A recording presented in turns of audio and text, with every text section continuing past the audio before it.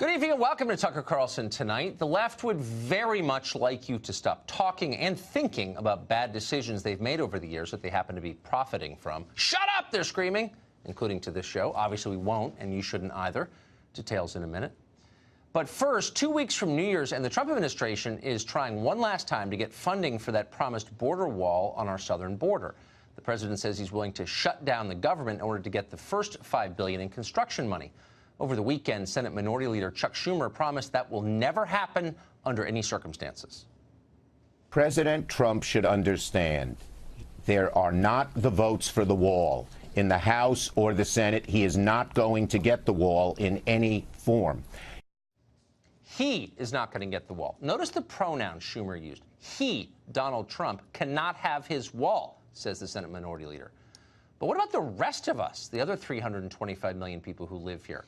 Turns out we can't have a wall either. A wall is just too expensive. In fact, it's wasteful, says, and brace yourself now for an icy blast of comedy here, the Democratic Party. I asked the people at Customs and Border Protection, what would it cost to have scanners to scan all the vehicles coming in?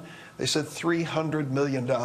That's a far cry from $5 billion and a much more effective way to have a secure border. Most of us, speaking for myself, consider the wall immoral, ineffective, inexpensive.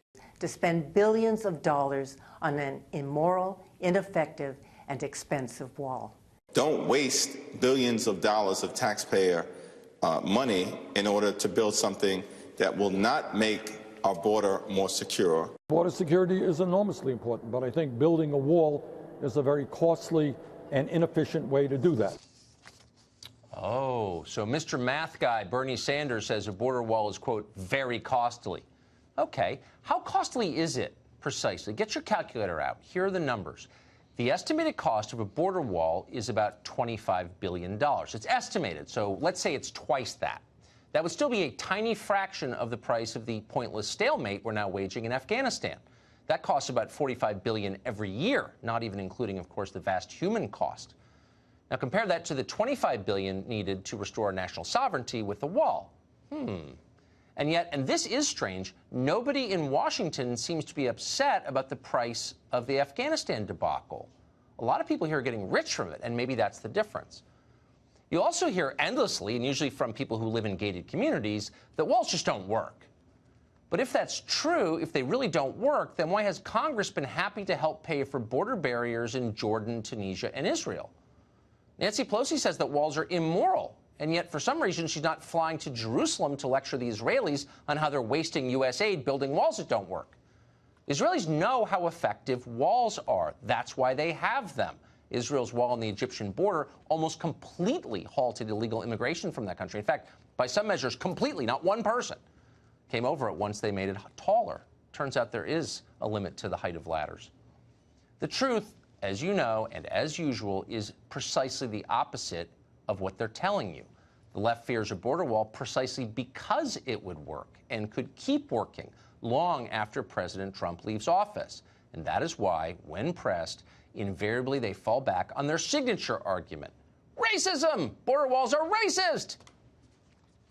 The president went to the heart of what I call his brown menace theory. These migrants, they're dirty people. They bring disease. This border wall thing is about controlling the browning of America. Donald Trump is fixated on the southern border, as he was the day that he announced this campaign. It is not about securing the borders. It is about xenophobic, racist, bigoted beliefs. He believes, and unfortunately maybe the facts will bear this out, his base is scared of anyone who is not visibly white. His base is scared. They always say that. They're scared, the right? They cling to things for comfort. It's just projection. Look around. Who's angry? Who's yelling? Who's hysterical? The left. Permanent Washington and their servants in the media. They're the ones who are terrified. They don't want an honest debate about immigration or a lot of other mindless policies they've been benefiting from for many years. They hate Trump for forcing a debate on any of this. They hate you for agreeing with him. Tough.